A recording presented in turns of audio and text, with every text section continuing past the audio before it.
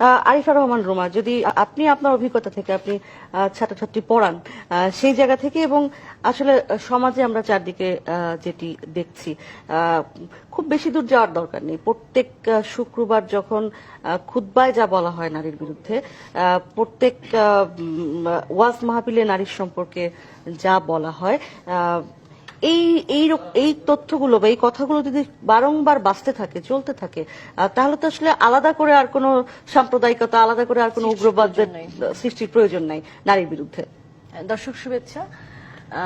এবং এবং দেখেন, যে কোনো ওয়াজটা এখন, আগে আমরা যখন ছোট ছিলাম, শিশু বা কিশোরী, তখন আমরা দেখতাম বিশেষ করে শীতের সময় আমাদের জেলা শহরগুলোতে, উপজেলা শহরগুলোতে প্রচুর নাটক, গান, কালচারাল প্রতিযোগিতা, হ্যাঁ 2 দিন 3 দিন ধরে মৌসুমী প্রতিযোগিতা বলতাম আমরা, চলতো, এবং আমাদের সারা বছরের প্রিপারেশন থাকতো ওই সময়টার জন্য। এখন সেই জায়গাটাতে দখল করেছে আসলে ওয়াজ মাহফিল। এটা হয়তো তো আগে আমরা হঠাৎ 2-1টা শুনতাম, যে হয়তো বছরে শীতের সময় এখন হচ্ছে একদম সেই জায়গায়। এবং সেটা হচ্ছে কি, সেখানে শুধু যে একদম একটু কম বোধ বুদ্ধি সম্পন্ন মানুষ বা নিরক্ষর মানুষ যাচ্ছেন ব্যাপারটা তা নয়। আমরা দেখছি যে খুবই দুঃখজনক ভাবে হলো সত্য যে আমরা যে রাজনীতিবিদদের মুখের দিকে তাকিয়ে থাকি, যারা পলিসি মেকিং এ থাকেন এবং থাকবেন, তাদের উপস্থিতি আমাদের আসলে কিছুটা এবং অস্বস্তিও দেয়, যে তাদের সামনে যখন বলছে, এবং সেই ওয়াজ মাহফিলের একটা অনেক বড় অংশ জুড়ে কিন্তু নারী থাকে, এবং নারী কতটা সুলভ, বা নারী আসলে শুধুমাত্র ব্যবহারযোগ্য পণ্য হিসাবে কিন্তু আসলে সেখানে খুবই নগ্নভাবে উপস্থাপন করা হয়। এবং আমাদের যদি স্টুডেন্ট লাইফের কথা দেখি, যে আমরা যারা একসাথে পড়াশোনা করেছি, ছেলে এবং মেয়ে, দেখেন প্রতিটা ছেলে কিন্তু কাজ করছে, কিন্তু সেখানে মেয়ের সংখ্যা কয়জন মেয়ে কাজ করছে। এবং আমরা যে কাজ করব, পড়াশোনা করবার পরে যে সেই পড়াশোনাটাকে যার যার মতো করে কাজ মানে শুধু চাকরি তা না, কাজে লাগাবো, এই কনসেপ্টও কিন্তু এখন পর্যন্ত ইউনিভার্সিটি থেকে যারা পড়ে এসেছি তাদের ভেতরও নাই।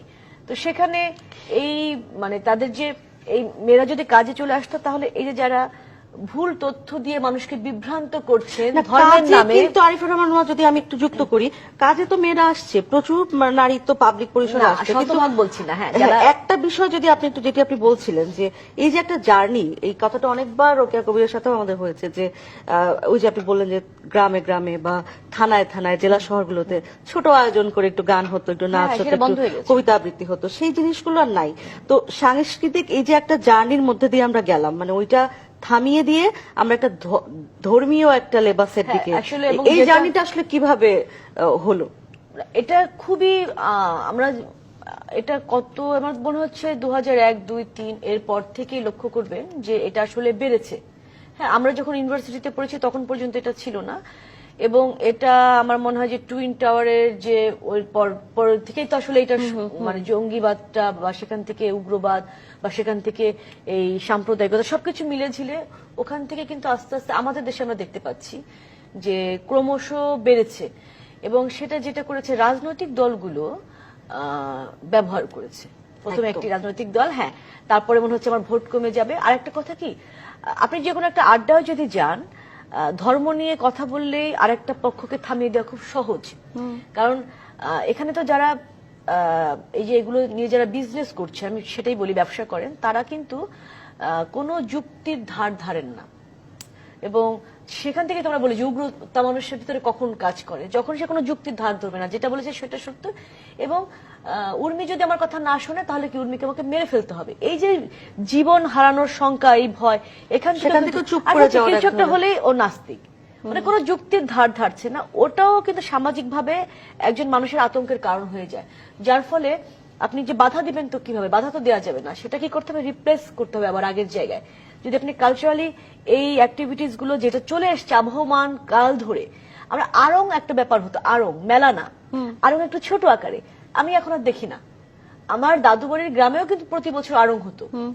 তো কিন্তু এই আমি আবারও ফিরবো রুমা আপনার কাছে, রোকেয়া কবির আপনার কাছে বলি, এই যে এই বিষয়গুলোকে, মানে এই কালচারাল বা সাংস্কৃতিক বিষয়গুলোকে হিন্দুয়ানি বলে কিন্তু মানে দীর্ঘদিন ক্রিটিসাইজ করা হয়েছে, আরং, হ্যাঁ, বা বাউল গান, হ্যাঁ, এই ধরনের বিষয়গুলোকে আপনার কি মনে হয় যে এই যে উগ্রবাদ এই এবং আধিপত্যবাদ দুটোই যদি আমি বলি, এই সব ব্যাপারগুলো আসলে এই কালচারাল ব্যাপারগুলো থেমে যাওয়ার ফলে আসলে অনেকখানি ঘটেছে?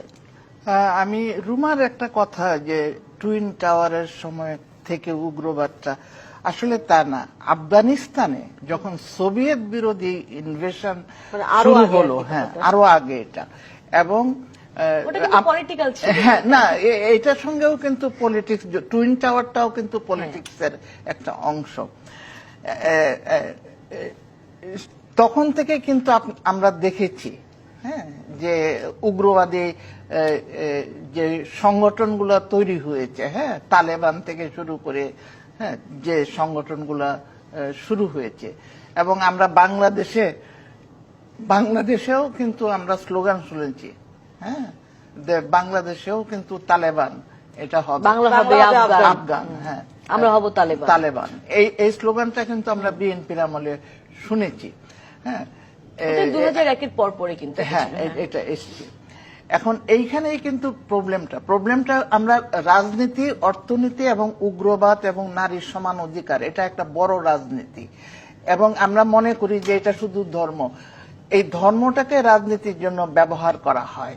যেমন 1995 সালে যখন ইয়াসমিন ধর্ষণ এবং হত্যার বিরুদ্ধে আমরা একটা আন্দোলন গড়ে তুলেছিলাম, হ্যাঁ, আমরা কোঅর্ডিনেট করে আমাদের সংগঠনের পক্ষ থেকে, এর পরে আমরা সারা ঢাকা শহরে, চিটাগাং শহরে, খুলনা এবং বড় শহরগুলোতে ওই যে নারীদেরকে বিভিন্ন জায়গায় সিনেমা হলে ভিড়ে বা এতে মার্কেটে গেলে গায়ে চিমটি কাটতো, আঁচল ধরে টান দিত, ওড়না ধরে টান দিত, এইগুলার বিরুদ্ধে তখন কিন্তু আমরা অল্টারনেটিভ এবং street theatre, interactive street theatre শুরু করেছিলাম।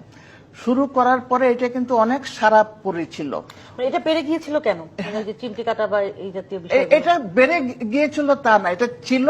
এটা যখন ঢাকা শহরের লোক সংখ্যা বাড়ছে, নারীর অংশ আসার পরে, তারপরে কি হলো, যেই 2001-এর নির্বাচন হলো, যখন এই বিএনপির সঙ্গে জামাত ক্ষমতায় আসলো, তারপরে পরে আমাদের এই প্রোগ্রামটাকে বন্ধ করে দেওয়া হলো, যে আপনাদের দিন শেষ, এখন গিয়ে ঘরে বসে থাকেন। ঠিক এই কথা আমাদের কর্মীদের বলছে, এবং আমরা কোনো কালচারাল প্রোগ্রাম করতে পারি নাই। শুধু তাই না, আমরা নেত্রকোনাতে আমরা ফোক ফেস্টিভ্যাল করতাম, এটা করতে পারি নাই। ছায়ানটের মতো যে সংগঠন, তারা সারা দেশব্যাপী তারা কোনো প্রোগ্রামগুলা করতে পারে নাই। যে বাৎসরিক যে জেলা ভিত্তিক যে কম্পিটিশন গুলা হতো এবং প্রোগ্রামগুলা হতো, এবং এই যে অবস্থাটা কিন্তু এটা রাজনীতির সঙ্গে একদমই জড়িত। আমি